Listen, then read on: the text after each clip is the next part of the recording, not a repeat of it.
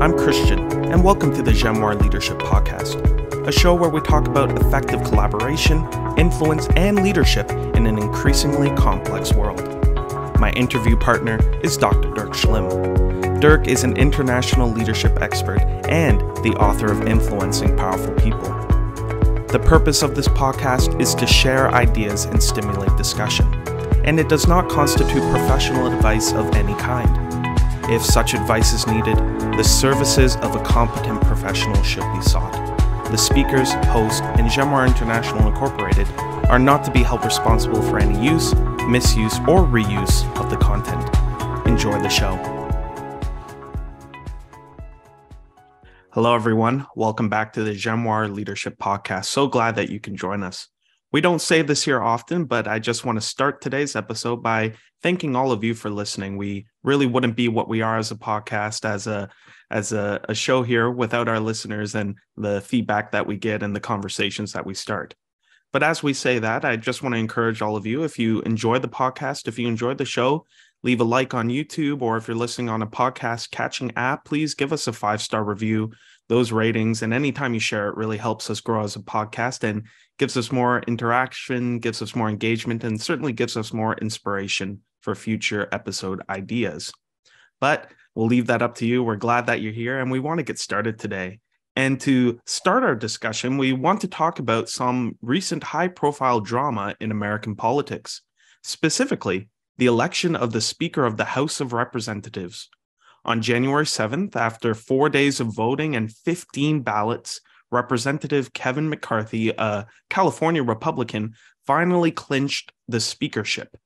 It was the longest election since 1859, and as an unexpected side effect, it caused a surge in the ratings of C-SPAN, which is the cable satellite public affairs network. That's the channel that televises the proceedings of the United States federal government and other public affairs programming. C-SPAN sometimes has a reputation of being a bit dull, but it wasn't dull this time around. Dirk, can you tell us about what happened before we talk and what we as managers and business people of various stripes can learn from this event? Yeah, Christian, this is an event in politics, and so let's talk about it a little bit, and then after that we transition to what we can learn. But following the recent midterm elections, the majority in the United States House of Representatives went from the Democratic Party to the Republican Party, and so the House had to vote in a new speaker. The Speaker of the House is a powerful position in American politics because the Speaker does not just preside over the House proceedings, which in and of itself is obviously significant, but he or she has a lot of influence also in other areas, and one of them being, for example, the committee process. And these committees and their chairs are very important in politics to do important government business, but also for the profile of the people involved. Right, Dirk, that's helpful background. Thank you. But where did the drama come in this time? Yeah, so after the Republicans achieved their majority, as I said, that gave them the power to vote in a new speaker. And so again, replacing a Democrat with a Republican. And so their main candidate was Representative Kevin McCarthy from California. And the rules of the vote require that the speaker is elected with a majority of the votes. And that is more than 50% of the members of the House. And so the Democrats were very orderly lined up behind their candidate. But since they're now only a minority, they could not get over 50%.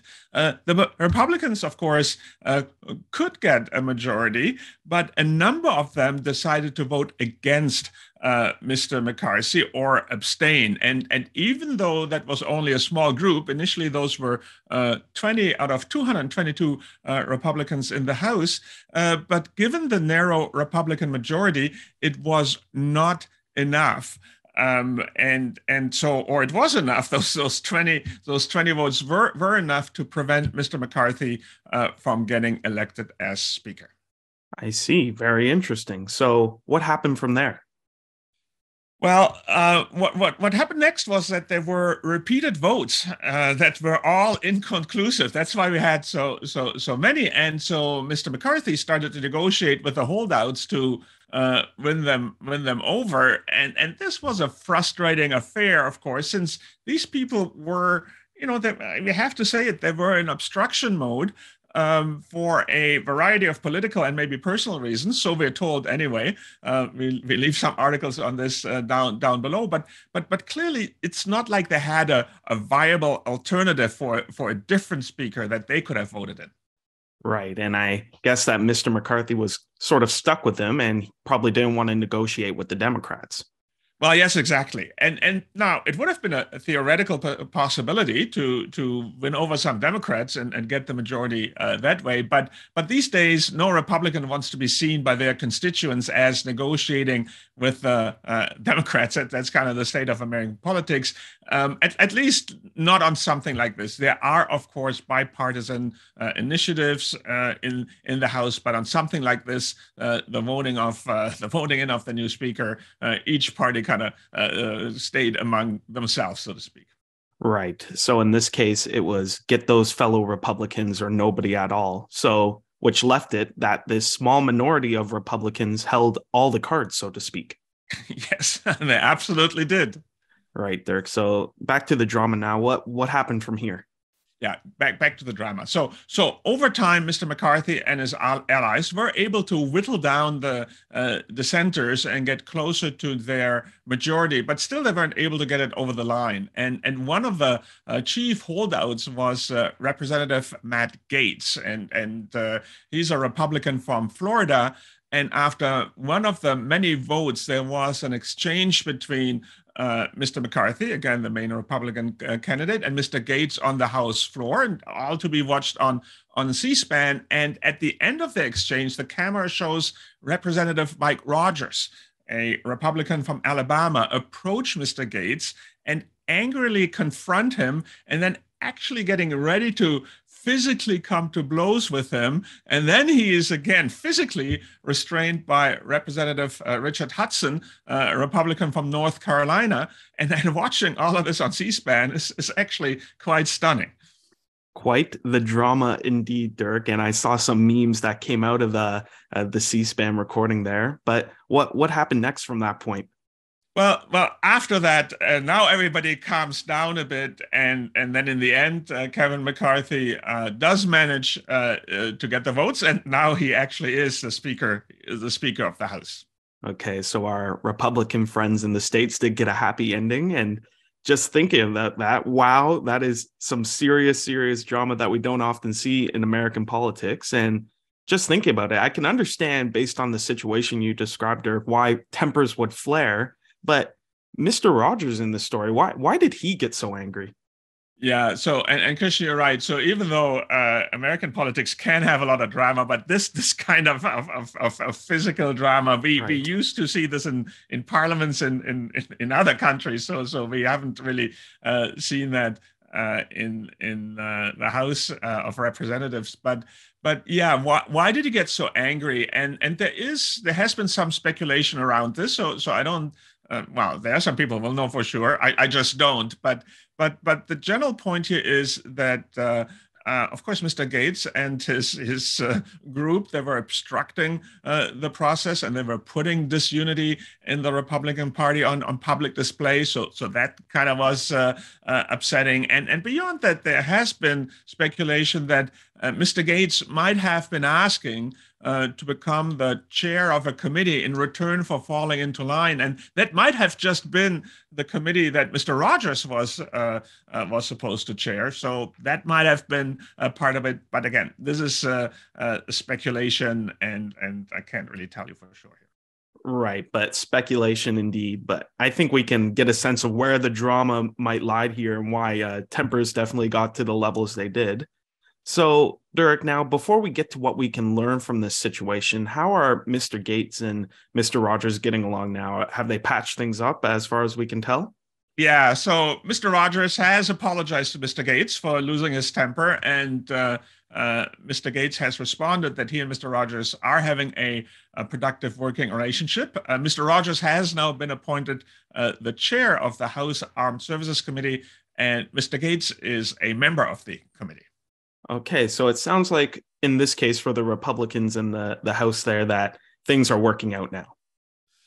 Well, at least let's just say things have calmed down for Right. now. And I just watched an interview with Mr. Gaetz about all of this, and what he said was that the camera angle really made things look worse than they were. He said heated arguments are normal, and then there's backslapping after the arguments, and after the argument is over, but the camera didn't pick that up. And so he said that the American people got what he calls a curated rendition of what really happened. Okay, so that might be one way of putting it there, but Dirk, certainly interesting to hear about this dramatic episode in American politics. But getting it back to the Jamoir Leadership Podcast now, what do you think we can learn from this as business people and managers? Yeah, well, I think this really is a bit of an object lesson in conflict management and in having difficult conversations. And this has a huge applicability really in everyday business life. Dirk, I like where you're going, but unpack that for us. Yeah. So first of all, conflict management is a critical skill in management because there is just so much of it. There's just so much conflict. Conflict is a growth industry, if you will, and so we really need to be good at this so that important business can move forward and can move forward efficiently. And so for me, the first and very important observation in our story here is that the conflict that we were talking about is not between a Republican and a Democrat. That's kind of what we would be expecting, but it is between two Republicans, so between two members of the same party. Right, Dirk, that's interesting. In fact, one would think that these types of interactions happen with people from different parties. That's what we would expect. Exactly right. So we often think in terms of conflict, in terms of opposing groups or companies, if you will, if I translate it into the business world. So competitors, for example, when in fact a conflict happens much more often among members or people who are in the same company, or it's external business partners who are members of different companies, but they're still working together. So it happens among people who are on the same team or they're at least in the same partnership. Right. Dirk, do you have an example of how this might play out in the business world? Sure. This could be a budget discussion, for example, between finance and sales, or a strategy discussion between a local business unit and headquarters, or a resource reallocation discussion between different business units or product lines. And so whenever that happens, there's a lot of potential for conflict to go around in any company. And then, of course, there are customers and suppliers and strategic business partners, that we supposedly are teaming up with, and so forth. Right, Dirk. And as you said, that's what makes good conflict resolution so important, because we don't just have to solve the problem in front of us. We also have to think about the working relationship in the future. So like Mr. Gaetz and Mr. Rogers, it's not just carrying on as members of the same party in the House of Representatives, but it's also now they have to work together as members of the same committee even.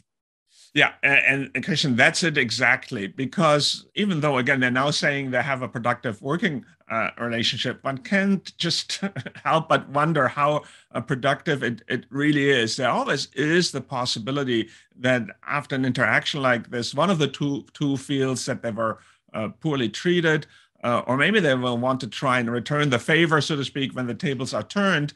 And that's really something we want to avoid, or at least something we have to factor in when we are in conflict with someone on the same team with whom we have to work in the future, and whom we may need to ask for a favor or to support us on some issue. And so allowing mutual resentment to creep into our team really can affect our work climate and culture.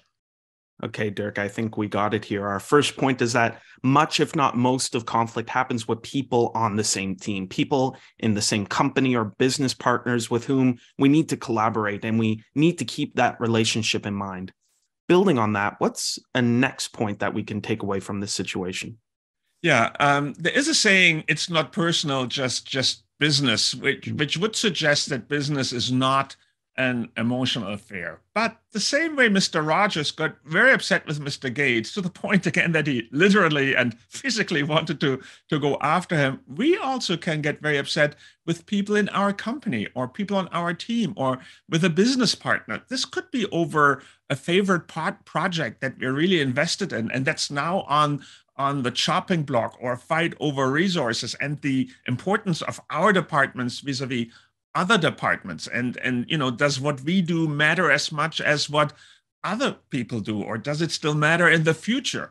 Or there could be other things that very directly impact our careers, and then it can and often does get personal, and we can find ourselves in a state like Mr. Rogers, especially if we are in a negative interaction or even a provocation that comes at us unexpectedly. Right. So perhaps unlike Mr. Rogers, it would be best to not show our emotions then? Well, that's a question. The question, Christian. You may recall our last episode when we talked about the role of people in business with the rise of robots and artificial intelligence, and so we talked about how we want to be people, and having and showing emotions is part of that. It makes us authentic, to use a popular term these days. Dirk, people can't see us here on our Zoom call, but maybe they could hear it. You have authentic in air quotes there. Mind unpacking that a bit? Yeah, because you're right. So sometimes it's a bit of a overused term mainly, but seriously, companies often say that they want people who are passionate about their work, passionate about the central purpose of their company, passionate about their customers, and so forth. And so you can see how emotions are a big part of business. And in fact, companies are more and more looking for people who show commitment and show determination, sometimes to push things through and over the line. People can be assertive and even forceful to get those things done, especially if there are obstacles. And so these are people who really care about what they do and about the outcomes they achieve. Right, Dirk, I hear you, and I understand where emotion comes in, but I'm guessing we would still be on the same page here that we don't want people to be swinging on each other, lunging at each other, and certainly not literally, but maybe not even figuratively. Yeah, and that's exactly it. Right? We want to have and show emotions, but we want to manage the display of our emotions properly. Dirk, I like that. Managing it properly, appropriate expressions of emotions. That makes sense to me. And I think that's our second point today. So, how do we actually do that? What does that look like or mean? Yeah, so first of all, I would say it means that we need some hard boundaries. Of course, we can and will be upset in situations and with people from time to time, but we must not ever, I think, express that emotion as uncontrollable anger or by shouting at people or lunging at them. And so to begin with, that doesn't help us. That also makes us look out of control because we are. And also that can cause a lot of escalation. By the way, that also applies and can apply to positive emotions. And we've seen this, if you were watching in the last World Cup of soccer, you've seen a tendency for teams to become more and more exuberant when they score a goal or win a game, and it really becomes unbearable for the other team. And some of the things we saw really commentators felt went beyond appropriate expression. It was out of control. Right, Dirk. And I think I could see that. We see that across sports. Great example. But what else are we talking about here? Yeah. So then the second thing that can happen quite often is that we will mirror the emotions of our counterparty. Say I'm in a difficult conversation or negotiation, and then my counterpart raises their voice and is getting more intense. Then the spontaneous human reaction is often to do the same thing. things like, "Hey, who are you to talk to me like this?" And so this then can really lead to an escalation. Right, Dirk. I think it's a natural human impulse to want to fight fire with fire, at least match it. But just hearing you say that, should we not stand up for ourselves in a situation like that? Yeah, but of course we should. But it really depends on how you want to do that. So instead of getting all worked up yourself, you can say something like, "Oh, I can see you feel very strongly about this," or something similar. So what you do here is you acknowledge the emotion of your counterpart rather than mirroring it, and so you can combine this with a question, something like, again. Wow, I can see you're really upset about this. So please tell me what's really so infuriating for you here. And this can be quite effective in taking the temperature down, but keeping it real at the same time. But again, you have to be sure to really be asking the question because you want to really understand rather than using the question as a form of disagreement. So the tone really matters. And this doesn't mean at all that you're giving into a demand or allowed yourself to be bullied. It's just an effective response to if you see that kind of escalation. Right, Dirk, that makes sense. Acknowledge the emotion of your counterpart and possibly combine it with a question that seems reasonable to me. And frankly, asking that honest question would and having that tone would probably also be a way of acknowledging that emotion without being condescending in that act. So, love it, Dirk. Do you maybe have a third idea on how to deal with emotions in the workplace? Yes. Actually, I do. Oh, love it, Dirk. Lay it on us. Yeah. So the third one would be to use contrast when expressing emotions. What do you mean by that?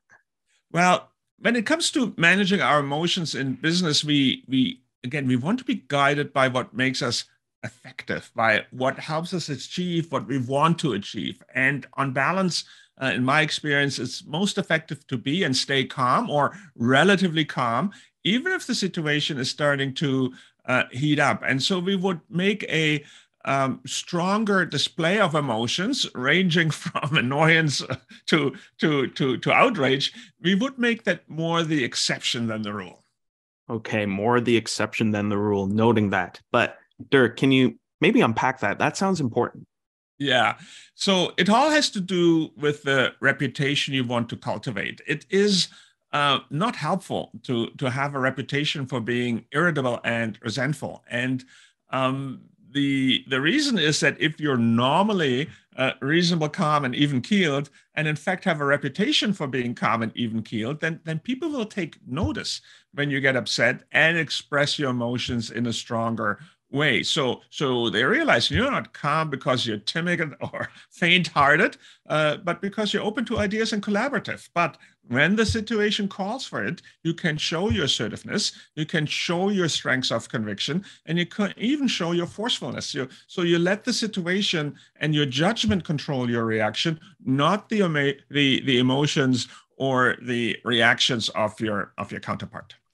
I see, Dirk. Those are three excellent points on expressing emotions appropriately, which was our second point of our discussion right now. And just to remind people, we're talking about effective conflict management for people who are on the same team or work together as business partners. So, Dirk, with that reminder, is there a third point on the bigger topic of conflict management we could go over now? Yeah, and I think there is, and that has to do with what we might call situational awareness or situational intelligence. Okay, situational intelligence. That sounds interesting, and I think we're getting at understanding the context and factors that are shaping a situation. What can we learn from Gaetz and Rogers' drama here to help us with that? Yeah, the situation really matters in conflict management. The defining context or factor in the Gates and Roger drama was that this conflict played itself out in a very public forum. And well, in fact, the ultimate public forum, really, the United States House of Representatives in front of the C-SPAN camera. And so we have to realize that our audience and conversation partner is not just the person we're in conflict with, but is everyone who's watching. We are, if you will, performing for them, and we are as concerned with the impression we leave with them as we are with solving the conflict with our counterpart. And so if you look at it rationally for a moment, we all know that physically going after Mr. Gaetz would not only serve no purpose for Mr. Roger, it would also look bad on camera. And given Mr. Gaetz's intransigence at that moment, the goal should have been to sway the opinion of the American people watching this rather than trying to convince Mr. Gaetz to change course. I see, Dirk. But most of us listening right now have the blessing of not having our meetings or conflicts playing out in front of a rolling camera. So how does that really help us here? Yeah, you're right. Most of us are in meeting rooms or on Zoom calls, but Zoom calls, can be recorded. Right. And so there's also, the town hall with the open chat room, and so we can be in a semi-public or quite public setting more often than we think. And so the point is this: the dynamics of a one-on-one meeting or small meeting are quite different than the dynamics of a larger and, let's just say, more public meeting. Right. So when we're thinking about situational intelligence in those things you just highlighted, the situation is very different. Yeah, and that brings in another consideration, because say I'm in a controversy in a larger meeting and someone attacks one of my team members, then my team will be watching me as a leader, how I deal with that, right? Will I throw them now under the proverbial bus, or will I stand up for them? And so I have to factor all of this in when shaping my response. And this may have to happen on the spot. So this is why I need that situational awareness. Great example, Dirk. I'm going to put you on the spot here. Do you have another example for us? Yeah, I may be in a situation, for example, where as the head of one department, I may be in an argument with the head of another department let's say in a management meetings, and so those could be, again, say sales and operations or something like this, and we may be debating, again, in a hypothetical example, whether operations is having the right products in stock, the kind of products the sales team wants to sell, or whether the sales team is selling the right products, the ones the operations team has in stock. And so how my old boss used to say, salespeople can always sell what we don't have. And of course, the salespeople would say the operation never produces what the customer is asking for. That sounds like an interesting conversation to be a part of, Dirk. Yeah, and by the way, it's actually a very important conversation. It's about having a market pull strategy or product push strategy, and so it really requires good debate to find the best solution here. Dirk, that sounds so interesting. That might be something we'll have to talk about in a future episode. But thinking about our conversation now, that sounds like the kind of context where things could get pretty heated. Yeah, and the reason why it gets so heated is the salespeople really want to advocate for the customer. They're passionate about that customer, and so they should be. And then the operations people really need some good forecasting, because otherwise they cannot do their jobs. And I have seen those kind of conversations get quite heated. Right, Dirk. So perhaps thinking about your own experience in this, where would situational awareness come into this? Yeah, so what this kind of thing can either happen in a productive discussion in a small task force, or again, it can happen in a management team meeting where other members of management are there, and so you may be arguing not just with people who are involved in this particular conflict, but you're arguing with a colleague who leads a different department, and then at the same time, your boss, the business unit manager, or even the CEO is watching this, and he or she is forming an opinion on the quality of the argument and how people are behaving. Are they communicating clearly? Do they have the best interest of the company at heart? Are they solution oriented, and so forth? And so lunging over the table or pouting or whatever emotional reaction you might have really would not look good. You want to come across as confident, clear, guided by the company's best interests, and again, you want to show that. And so it's interesting going back to the conflict, our conflict here on the House floor, that Mr. Gaetz now seems to be very much downplaying the whole incident. He wants to be sure that the American people don't take away the wrong impression, and that he is a collaborator within the Republican Party after all. And so that same thing happens if we have an argument with a colleague in front of other people who are watching us. Hey, Dirk, that makes a lot of sense. And situational awareness is a really good word to describe what we have going on here. So, Dirk, we're coming to the end of our time. Any other last words of advice for us? Yeah, Christian, business is business, and business is personal, and that means conflict, emotions, and sometimes frustration is part of it. And so that's why it is important that we're guided by what we think is effective, not necessarily what we feel like in the moment. And the best way I've heard this expressed is, don't get mad. Don't get even, get what you want. Don't get mad, don't get even, get what you want. Dirk, I like that a lot. Yeah, but Christian, just as a warning, it makes complete sense, but it is easier said than done, and it will take some practice. Yes, like many of the professional and personal development we have discussed on the show, things require practice. And Christian, exactly. Okay, Dirk, interesting discussions as always, and a good time for me, I believe, to summarize. We talked about conflict management and difficult conversations, and we discussed three main points. So people listening, let me summarize my notes here.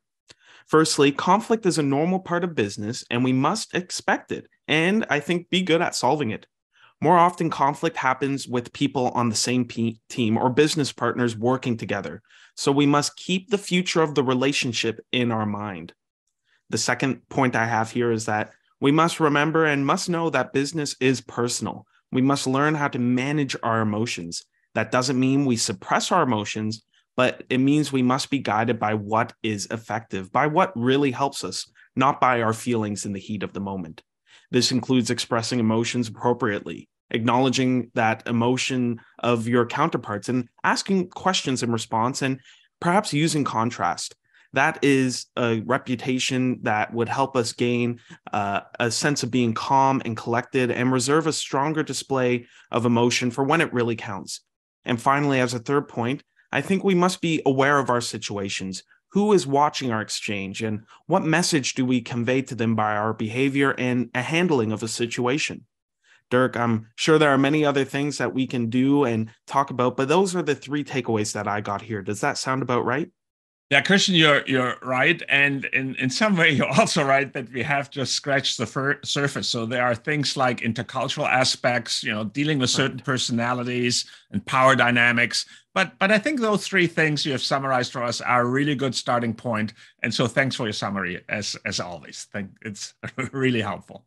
Dirk, thank you for saying that. I'm glad it's helpful. And like all things, I think those three main points, something we have to highlight on this podcast is that they need practice. So we need to implement these things, practice them so that we can get that reputation, so that we can build those relationships, and ultimately that we could be effective in whatever our goals are.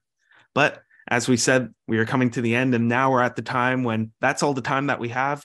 Dirk, thank you so much for sharing everything you shared. Everyone listening, thank you for tuning in, listening, and sharing this podcast and letting us know what you think. I think we already teased that we'll probably have more to discuss on this topic of conflict management, but again, that's all our time for this week. So we look forward to seeing you again next week on the Jamoir Leadership Podcast with another conversation that will help you wherever you are in the business world.